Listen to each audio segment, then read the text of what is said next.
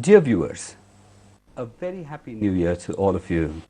Most of you have complaints about the vehicular traffic in Bangalore city. But do you know that some improvements have been undertaken?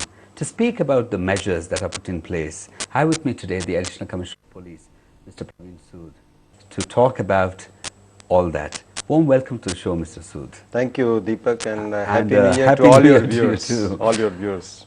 So, do you think the traffic situation is going to be better in the new year?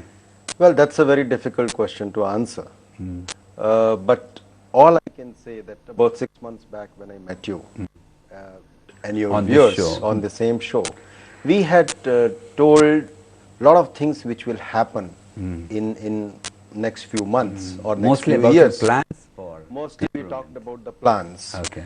And a lot of things have started rolling in the sense they have started happening in the field. But then it is in too initial stage. But few things which can definitely be seen and noticeable, like more and more traffic lights, more and more standardized signages, more and more gantries, more direction boards, more painting on the road, and certainly more and more surveillance cameras, more than 80 surveillance cameras, so all these things. But then this is a continuous process, incremental process, and as I said, 2-3 years is the framework to bring the things to order. Okay. What people may expect, particularly now, is that it's not about the money that you need to worry about. It's basically cooperation from the public. Both the things. One is that, see, let me clarify. The traffic problem is not something which is only connected with the traffic department. There are more than 20 agencies which directly or indirectly affect the traffic adversely or positively, like BBMP, BDA, our metro, BWSSB, BESCOM, everything is related directly or indirectly to traffic department. Now, one problem is that the traffic situation improves when the infrastructure comes. Traffic police can only enforce the traffic. See, what is the role of traffic police all over the world? To enforce, to bring orderliness, to regulate, manage the traffic. But the traffic speed or traffic congestion is largely connected to two things. One is the infrastructure creation, which is a thing of a long gestation period. Now all agencies are working, whether it is flyovers or road widening or elevated roads, it's happening. It takes 2-3 years. Second thing is creating a mass transit system so that the private vehicles, the number of private vehicles on our roads decrease. Isn't that wishful thinking? Because you No. know very well that in a city like Bangalore, particularly, people would rather travel in their own cars, because traveling in their own cars is not just for comfort, it's also a matter of pride and a symbol of prestige. It's a prestige issue, unfortunately. But this is not something which is utopia. I'll give you an example. Mumbai has a population of 1.3 crores and has only 18 lakh private vehicles. Okay. But it's because there was a culture like that at the start. It's not only culture. It's a very strong mass transit system. Okay. In Mumbai, So people almost do not have an option but to actually travel in they don't want to. They would love to use suburban trains. 90% of the Mumbai people use suburban trains, in addition to the buses, and therefore you are able to take so many actions connected to decongestion in the city. For example, half the Mumbai autos are not allowed because there is a parallel system available. That situation does not exist in Bangalore as on today. Okay. But imagine the situation now. Metro. Okay. Metro is coming in about 3 years time. I'm talking of the complete metro, which is about 33 kilometer, the first phase, east, west and north, south, what we are talking. It is designated to carry about 10 lakh people a day. Okay. Now even if we imagine that 2 people use a vehicle on an average, actually it will be much less than that. That means about 5 to 6 lakh vehicles go off road. Okay. So bringing the number of vehicles could also be coming from the buses, right? It could Because be. you may be emptying the buses and putting them into the metro rail. That will be very unfortunate. Yeah. That will be very unfortunate Okay. when one public transport system vies with another public transport system or competes with another public transport system. But what is the objective of metro is that it should take people off from two-wheelers. But even now, you have very good buses. You have these Volvos, and which are like 5-star buses. But people don't travel in them not because the buses aren't good enough. It's because they know the kind of delay that they have to go through. Because if you're on a bike, you can really go wherever you want. You can even travel on footpaths. Correct. But you cannot actually take a bus on a footpath. If you could, you would have done that too. That's really very, very saddest. That is the saddest part of the story. Okay. Now, one thing, the bus system is highly inadequate. And second thing, which you rightly said, having a transport system is not sufficient. It should be efficient. People should have certainty when he will get the bus, where he will get the bus, and for which place he will get the bus. Okay. So, metro gives that kind of certainty, which a bus system does not give. There, you know that the Absolutely. train is there. Of course. Metro by itself is not sufficient. It needs feeder services. Okay. We need multimodal system. But the most unfortunate thing about Bangalore is that even when you have metro, to reach the metro station, that you need to walk it up, or you need to take another mode of transport, or maybe there may be clogging to that destination also on the roads. Maybe it is once again not a very planned thing, because maybe we think the metro is going to solve everything, but quite contrary to that, you may have a lot of traffic blocks and clogging all around the station, and that may also cause a lot of problems. That's why I said metro by itself does not solve all the problem. Okay. This is a part of the solution. To some problems. No, this is a part of a solution, but this is not a complete solution. Okay. So infrastructure, metro, that is any kind of mass transit system, and a feeder service. After all, people need to reach a metro station from their homes. But the most important thing is it's not just the infrastructure. It is the coordinated or integrated, right?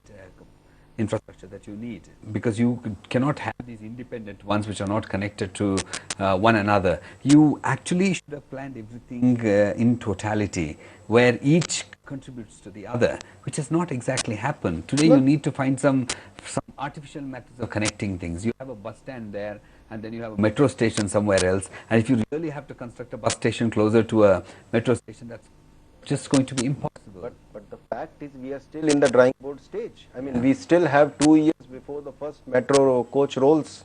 So that is the time. But everybody is only concentrating on metro today. No, that's not true. That's not true. A lot of thinking and a lot of planning is going on. Okay. But the bigger challenge, in the beginning you mentioned about the traffic improving or not improving. I would say we should get ready for the tougher times, when the metro work is going on. Now you have only experienced the first reach of metro from Bayapanhalli to MG Road.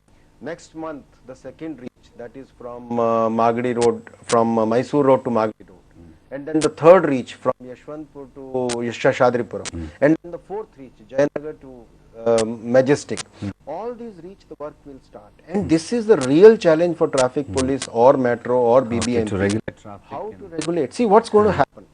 All the big 4-lane roads are ultimately going to get reduced to 2-lane roads. Yeah, because of this work. Because of this work. Okay. And you cannot wish it away. I mean, I am not a person who would say, I am sure no citizen would say, oh, let's not have metro. Okay. We need to go through that. We need to, But why could they not just completed one phase completely before? No, I am not the right person to answer that. But do you feel as the person in charge, because instead of actually taking it up all over the city, because you already have a lot of problems. I must tell you, there's a little bit of improvement in traffic. I mean, I've experienced, but people may be saying that to you too. But do you think it's happened because people have also realized that maybe it's time that everybody contributes a little in terms of being a little aware and being a little conscious of these words are music to my ears, because talking about traffic improving is not really a politically correct thing nowadays, especially in Bangalore. But the fact is, see, what is B-track? We keep on talking about B-track. Contrary to the public belief, people ask me, oh, after B-track the traffic will flow smoothly.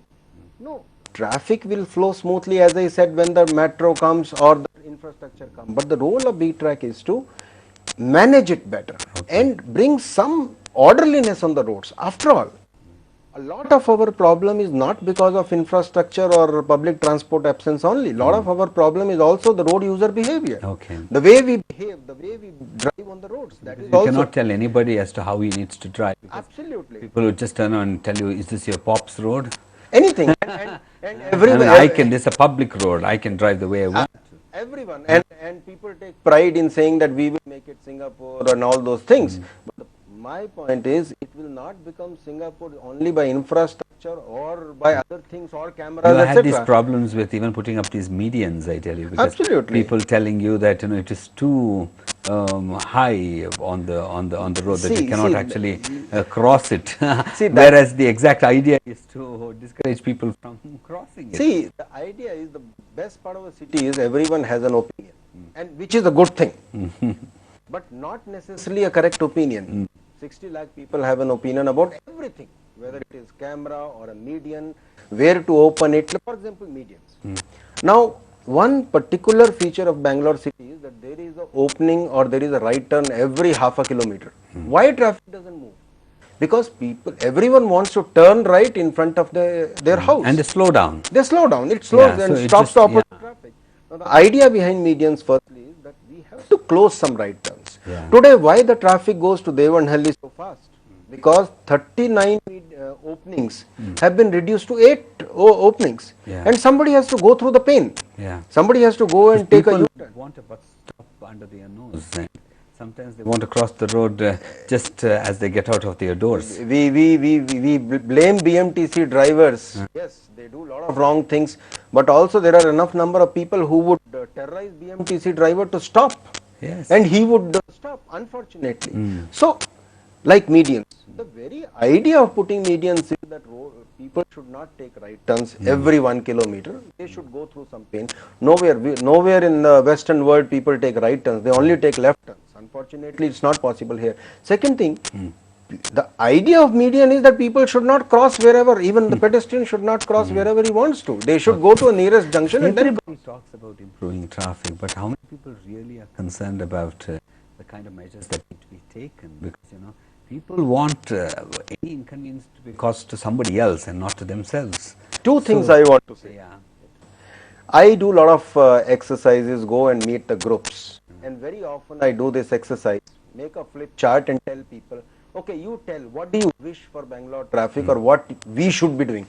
We should be doing, because everyone tells, everyone knows what others should be doing or what we should be doing, and the list is very long. The wish list is, it can go, I can talk on for half an hour and people will say, you should do this, we should have this, we should have this, I wish, etc., etc. And then the second chart is what I can, as a citizen, what I can, and after 2 or 3 things there is silence. So this is one exercise which says everything. Okay. We all know what others should do. A two-wheeler driver finds fault with car fellow, a car fellow finds with two-wheeler, a two-wheeler finds with the auto driver or BMTC. This is always the other man's fault. It's always the other man, and everyone has very clear idea what others should do. I am not trying to say that the suggestions or the feelings or the opinions are wrong, but opinions or the suggestions should not end at I, me, mine. We have to think in a holistic way. That is one thing. This country boasts of a very ancient civilization, but the most unfortunate thing is that we don't even respect the pedestrian rights on the roads. Because That is first of all, we encroach the footpaths and we don't allow people to walk, and we are not very sensitive towards the needs of old people, and we still talk about Bangalore being a very modern city. Isn't that unfortunate? It's very, very unfortunate. 3 aspects I would like to say. First, that I must admit the whole policies are largely motorist centric. Okay. We keep on talking of widening the roads. We keep on talking of signal free roads. Now, Because tomorrow you may actually have very large and wide roads and very few buildings also. and signal free roads. Only roads and traffic and nothing else. Now, I personally feel that the signal free concept is antithesis to right of life. Unless you create adequate facilities for pedestrians. Yeah. So the whole policy, for example, when you talk of road widening, invariably it is at the expense of footpath narrowing. Yes. Now either the road can be wide or the footpath can be wide.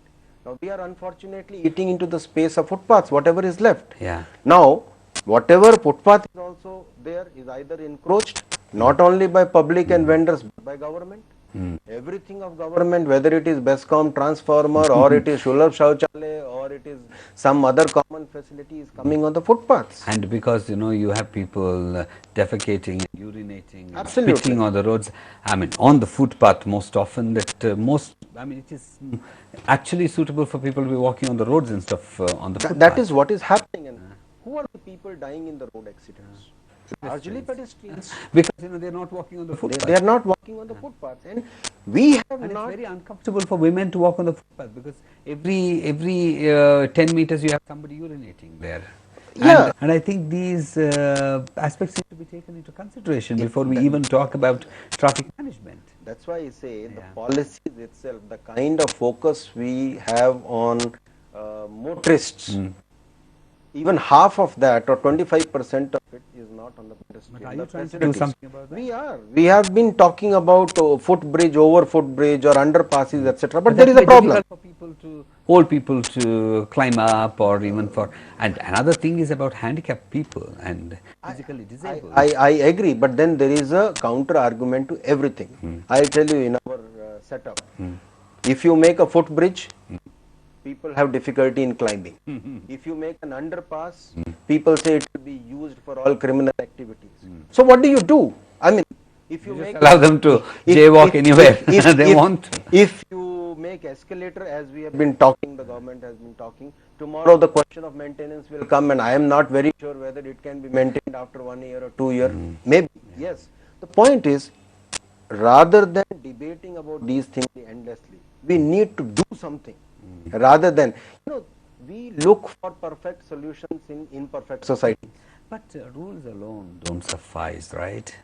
Because vision or plans, all these things cannot be implemented as long as people don't realize the importance of them. I was coming to that. Because people really have this natural tendency to oppose anything that comes in their way, even if it's going to make their life better in the future. Absolutely. A lot of it can be constructive, but a lot of it is just for the sake of it also.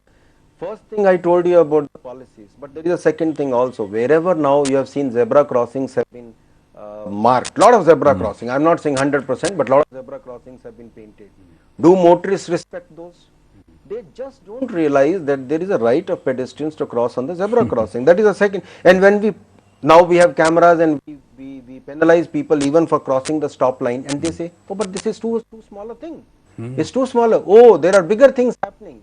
Why don't you do that? Why? No, it is also big thing. Why don't you go and catch a terrorist? Yeah. Why are you stopping us? Yeah, absolutely. Don't you have better things to do? We are quite. But the same people, when they try to cross the road, and if somebody is trying to honk at them, oh, why can't you stop? There is the pedestrian right that you need to take into consideration. I think you can never please everybody. You cannot. Particularly, don't you think that we are quite used to violating norms and unfortunately, because this has happened for too long, so the change is very slow. Have you ever realized that most of this problem comes from even those little educated and more educated people, and actually the poor people respect these things much better because at least they have some fear of law, whereas the educated people think that they can argue and get away. Problem comes from every quarter. Every quarter. I will not be able to pinpoint a particular one, whether it is pedestrian or it is auto fellow or it is a lorry fellow, because everyone contributes. But then, let's not forget that there is a very large number of law-abiding people also. Let's not condemn everyone. But we don't respect them by recognizing them, right? Because we normally are bothered about people who violate and who don't respect these rules. But if you are taking these people into confidence, those people who respect rules and abide by norms, it would be a better thing, because at least they would be encouraged more to engage more people in this. That's why I say the citizen bashing is not the right approach, because large number of people follow rules. They promptly pay their fines if they do wrong. They admit it. So there are good and bad motorists or the road users everywhere. The bad ones are conspicuous, right? That's the problem. No, unfortunately, as you said, our system only chases the bad ones, and we do not recognize the good ones. And also, it is always a delight for people to watch some motorist arguing with a policeman. Oh, that's so common. Everyone has an opinion. Pleasure to see that, somebody getting into a verbal duel with one of your constables. People don't say that I didn't do wrong, but they have a reason. They try to justify for everything. Okay. and which is very unfortunate. But so your cameras have been helping you to a great extent. To great extent, great extent. Today, you've been able to control a lot of things because people have this fear that they cannot just argue and get away. Because they can also You have to see it to believe it. I invite people to visit our traffic management center, and you will see the 80 places where cameras are there. Without a cop, the behavior has improved. And it's a delight to see how people stand at those junctions, how they even without a cop. Even without a cop. But you have monitoring system. We have 24-hour monitoring system, but let's not forget the purpose of cameras is not only to watch people. The purpose of camera is, ultimate purpose of camera is to collect data about traffic. After all, how do we design the signaling system? Everyone says better, more efficient signaling system. But for that you need a lot of data about the vehicle population, about vehicles in what time, how many vehicles go. So that is the ultimate aim of these surveillance cameras. That technology will be putting, and but which you will are help. also trying to put in more cameras, right? All over. We are. We already have 80, and we'll be going up to 160 by the end of this financial year. That's March.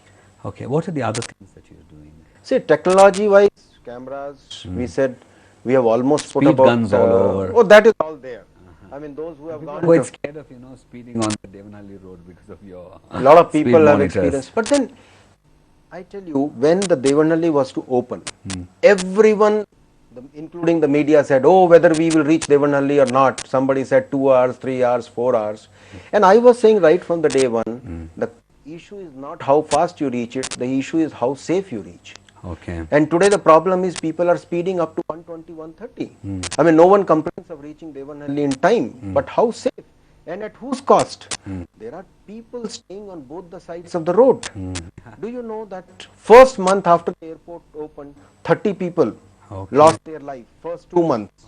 The 30 people lost their life, and that figure has slowly gone down to about 2 or 3 in a month. Because actually people have stayed away. It's not because the motorists have improved in driving. No, it's both way. The very not a joke, but very ironic. One thing that the people who were staying on both the sides, they were taken by surprise. So a lot of education, lot of awareness went into it. And second thing, the very strict enforcement of speed limit. Now a lot of people are unhappy. Why 80? But I said even in Singapore, they don't allow you to travel beyond 80. And we have to be realistic. The kind of roads we have, the kind of openings we have, and the kind of other users we have on the road. After all, the same road is used by people who live on the side of the road. The house is here. His school of the child is on the other side. They have to cross, and unfortunately, and they need to cross also. And they need to cross. The shop is here, the house is here. Because we cannot just, like you said, be bothered only about the people who need to travel by planes. So a lot of people and disadvantage the other common people. A lot of people said, why 80 kilometer? So the question is whether 80 or 120, the difference that it makes to you is only about 10 minutes. But difference it makes to the people who stay there is of life. So we have to be considerate towards that. What about dangerous driving, and particularly drag racing and boys getting into this wheelie? See, this drag racing, wheeling, lot of people say, oh, it's a good sport and all that thing. I never said that it's a bad sport. Football is a good sport, but you don't play football on the main road or public roads. You go to the football ground. You want to do drag race, you want to do the wheeling, go to a driving track. But you don't have driving tracks. But that is not my problem. You need to talk to people who can make a driving track for you. All of you can get together and make a driving track somewhere. Imagine you cannot do it on a road where other people, unsuspecting ones, are traveling, and suddenly you hear some bike rooming past you, and then it is very, very dangerous. Not only for other people, but for the drag racers also.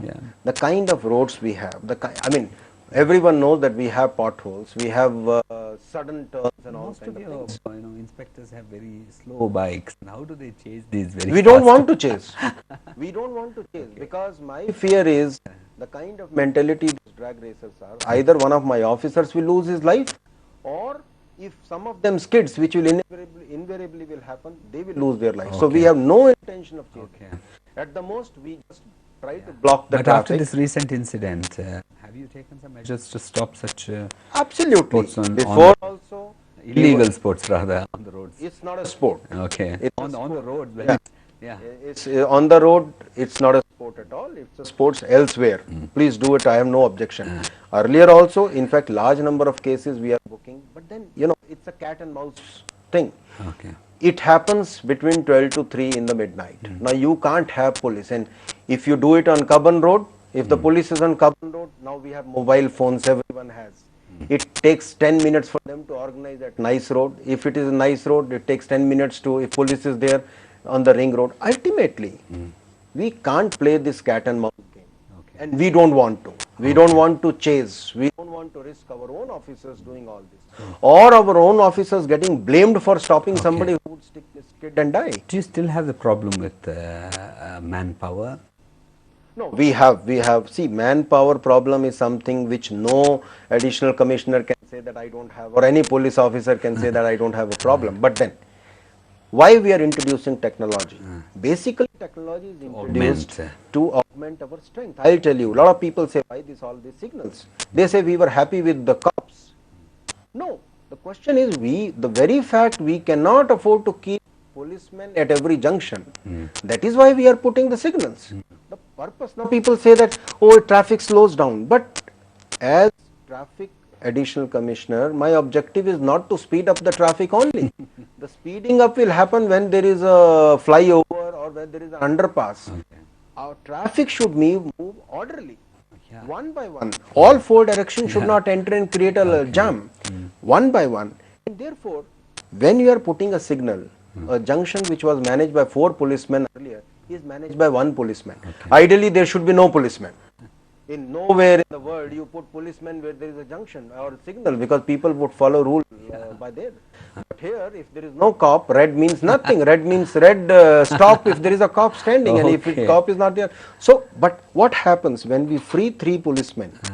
We relocate them in the outskirts where there is no police. Half the Bangalore outskirts had no police. Manpower better. Absolutely. Like Whitefield area. Like Whitefield and some beyond Marathali, there was hardly any traffic police. Today we have a full-fledged police station. We have a traffic police there. Okay. Electronic City had no traffic police. Today, after all, the people who stay there also have a right to be organized. And that is the purpose why we introduced technology. We have almost come to the end of the show, but before ending, I would like to ask this staple question that we need to, particularly with regard to the traffic management and the traffic department, the complaint people have about corruption. Yes. You have something to say about that, right? See, I'll be naive to deny this problem. Okay. Corruption is like cancer. It exists in every department, and let me say that it's not that the department is corrupt, it's a human beings, some human beings and they are corrupt, and they are there in every department, including a private company. Okay. So that is there. No, but how it can be tackled? It can only be tackled by empowering citizens. Okay. Citizens need to know. Don't forget that for every bribe taker, there is also a bribe giver. Okay. A lot of people say, oh, why don't you increase the fine to 5,000 rupees, 10,000 rupees? My question is, with 100 rupees fine, people are ready to do 50-50. What happens if you increase it to 5,000? Now, my appeal to people is, insist on receipt. You committed a mistake, say, I will pay, give me a receipt. Okay. After all, when instead of 100 you are paying 500, or instead of 550, or instead of 500 you are paying 200, he is making 200 and you are making 300 rupees. Yes. And both are party to the crime. Yes. Now, I am not saying the people are not, the policemen are not there. But who can stop them?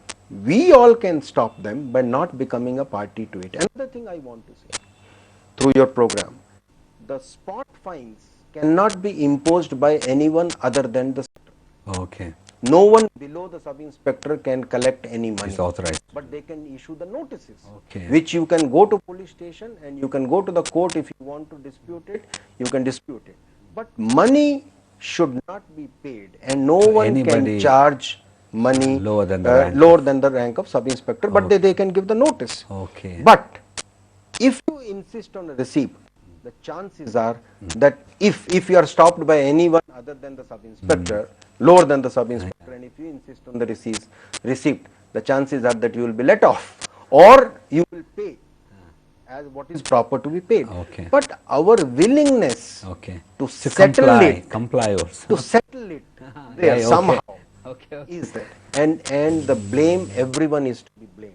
There are bad sheeps. Yeah. Whenever, and I keep on telling, do report, we will definitely take action. Okay. But let us not condemn a department. Okay. It is the human beings, some human beings who are present everywhere. And if we empower the public, if we tell the citizens, this is your right, that is collectively we can tackle this problem. Mr. Sood, it really looks like it's going to be a better year for vehicle users in Bangalore city. And you're certainly doing a lot of work, and all the best. And once again, a very happy new year. Thank you, Deepak. It's not the vehicle user, all road users. This is Including what the I, pedestrians. including the I will make the pedestrians. mistake time and again. Everyone. We will do our best to make it as good as possible. But as I said, the metro, it's like a new baby coming up. You cannot have a new baby without the labor pains. Okay. We can only reduce that pain. No doctor can eliminate that pain. Okay. And we are in for tough times Okay. in next 1 year. Thank you very much. Thank you.